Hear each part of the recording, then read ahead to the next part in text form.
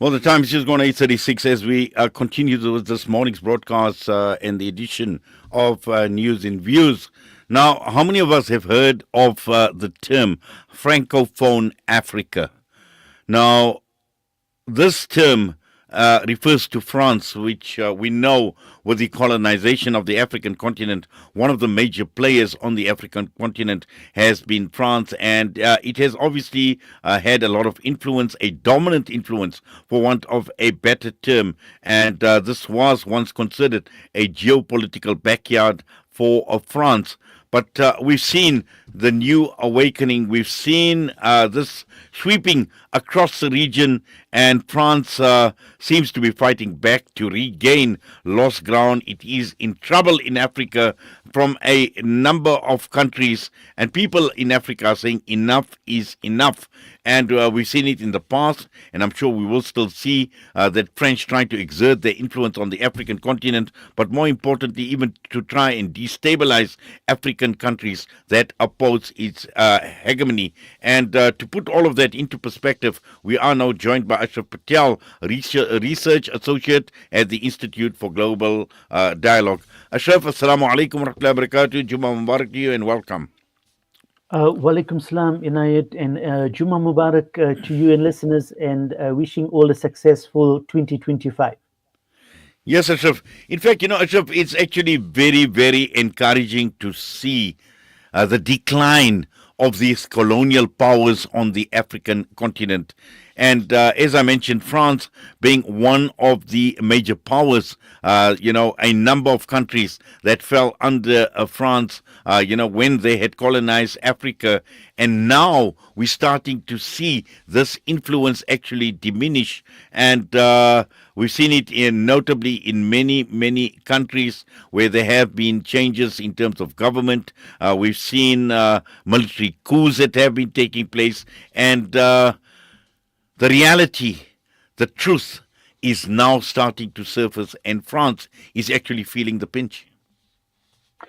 Definitely, I think a post-COVID world order has moved decisively to the east and the global south. So this is the backdrop. And then, of course, the conflicts in the last 2 years has kind of shown up the Western liberal order. And within that, we also see the rise of the global south, particularly the BRICS bloc, which, as at 2025, has admitted 8 new members, including large economies such as Indonesia, Malaysia, Vietnam, Uganda, Bolivia, etc. So this is a huge boost for the global south. In this context, Africa has always been the continent of contestations for the major powers. And you are right, there is a general decline in the colonial power dynamic, particularly old Europe. And this is primarily underpinned by France-Africa relations, which in kind of international relations theory is called Francafrique.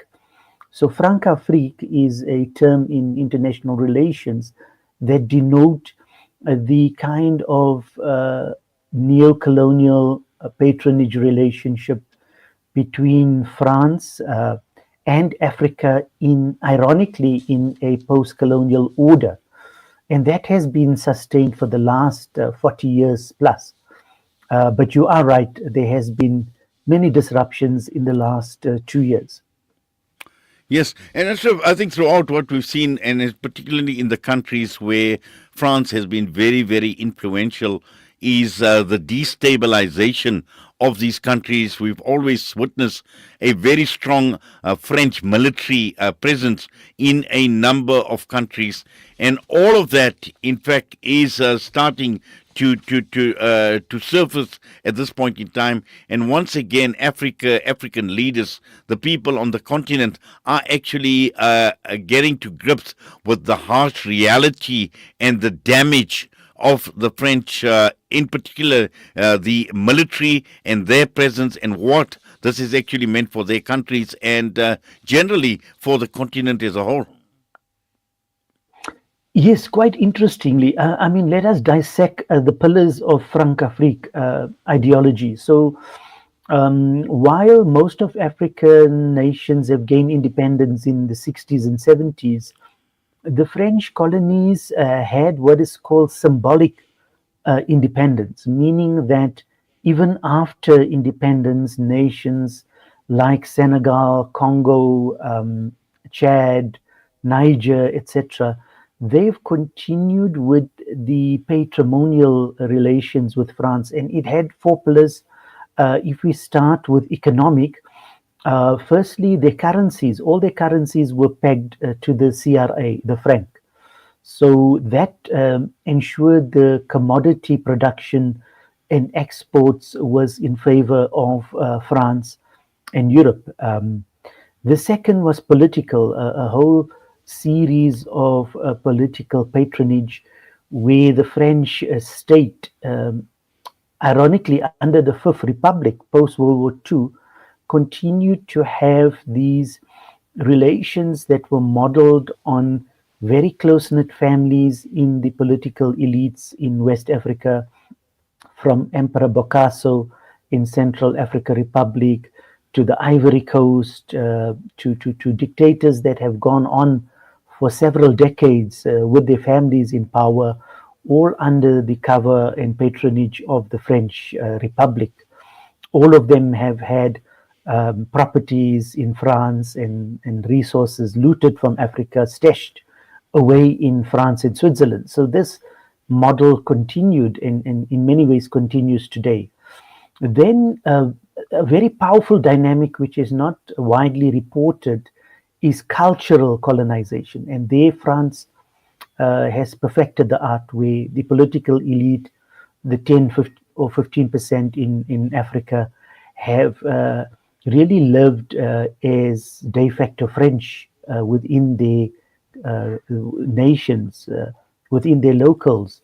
And they have taken on all the cultural habits from music to art to dressing, etc. And that has cemented the power base of the elites with the French Republic. So that, in a nutshell, is the Francofrique. And then, of course, underpinned by military cooperation. So budgets that has been meant for social development for Africans have always been extracted and kept concentrated amongst the tiny elites, particularly in West and Central Africa.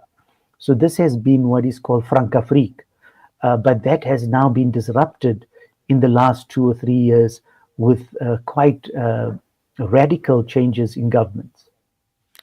Yes, and talking about these radical changes and how this major shift has actually come about, and particularly with regard to France and their presence and their ideological strategy that they've adopted, whether through military means or any other means, this actually has come to the fore. And I think a lot of credit should actually go to the countries in the Sahel region, because we've seen how they've taken the lead, particularly with regard to France. And here is a huge difference between the Sahel countries and the other countries where France has actually got such a huge influence. And again, even though it came at a cost, even though it came through military coups in this country, but again, the French have been heavily exposed, and the realization has come about, and we've seen the reaction, we've seen the actions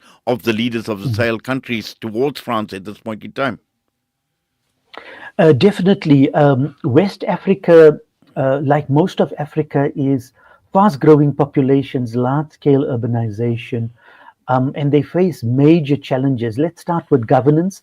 The typical configuration of African states, especially in West and Central Africa, is strong centralization and very weak kind of systems of let's say, subnational government. So you have power bases of the politics and economics in the capital, but very little of the resources go to regions. So regions are always underdeveloped. And when you have that, and you have lots of oil or gas wealth, and that is kind of works within the elite corrupt system. So very little of the resources go into the tax base, and hence very little resources goes into regional development. And in that gap, in that kind of bubble, you get the emergence of extremism. So the Boko Haram phenomena, for instance, is a result of lack of investment or opportunities in the regions in the Sahel. And that has led to the instabilities over the last decade or so. Coupled with that is the climate change and climate crisis and desertification. So the Sahel is the epicenter of the desertification, and without investment in the green economy, in agriculture, and in kind of supply chains where people can have meaningful jobs, you do have these multiple challenges. And when the civil society or different groups feel disgruntled with nation states, as we've now seen again in Mozambique, for instance, you then get disruptions of all kinds, including military. And this has been the vulnerabilities, they showed up the vulnerabilities of the nation states in Africa.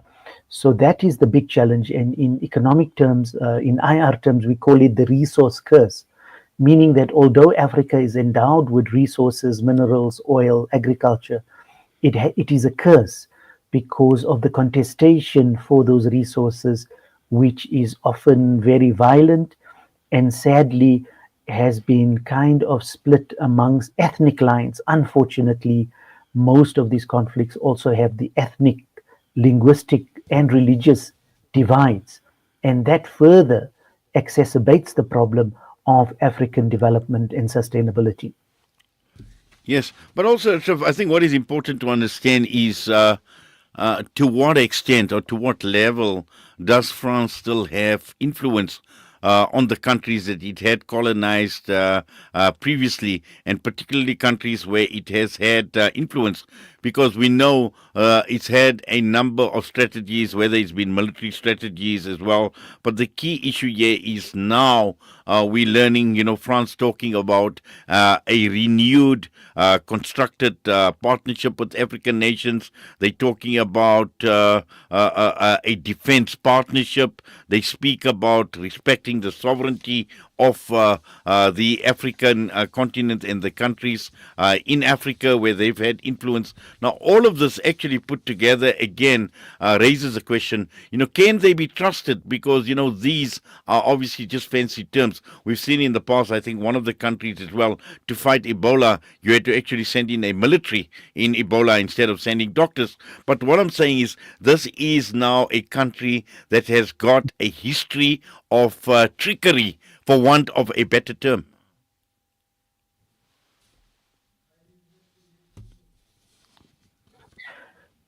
Yes, yes. Look, the colonial period and has been very complicated and extractive, especially for Africa. And I think the French elite or the nation state, the Fifth Republic, they have taken advantage also because of the division amongst African elites. Remember, the Organization of African Unity had this vision, and then it was translated into Africa Union in 2002, and then we had NEPAD. All of these were modeled on developing new governance systems for Africa that's more transparent, that is rooted in people-centered development, etc. But look, this new policy from France is also a response to their decline and influence in Africa, but also the emergence of BRICS nations, the BRICS powerhouse, particularly China, in infrastructure development and in real solid development, has won over most of Africa because their agenda is development and trade. And within BRICS, there are institutional opportunities for African nations to diversify their economies, to get the technologies needed for agriculture, especially, as well as innovation. And these are very attractive features of BRICS. Now, the EU has to play catch up now, and therefore, there is the EU Africa summits, the EU Africa strategy that has been launched. Um, the EU Africa summits was held last year in Italy. But again, it's nothing compared to, let's say, the FOCAC, Africa China, which is to the scale 10, 20 times the size, scale, and scope of the development partnerships. So definitely Europe and France, Germany, etc., are on the back foot. And remember, these nations are all undergoing their own political disruptions. And then France and Germany are in budget deficits. And these budget deficits are huge. And that has also led to the collapse of their governments. So these complications are called perfect or imperfect storms, whichever way you look at it. But there are nonetheless many headwinds that are shaping this new discourse between Europe and Africa, between France and Africa. And again, Africans need to be very vigilant because it can become a new colonialism. So some of the scholars are saying there's a new green colonialism where we are pushed into just economic partnerships. But when you unpack that, it's actually loans that African nation states have to pay back with interest.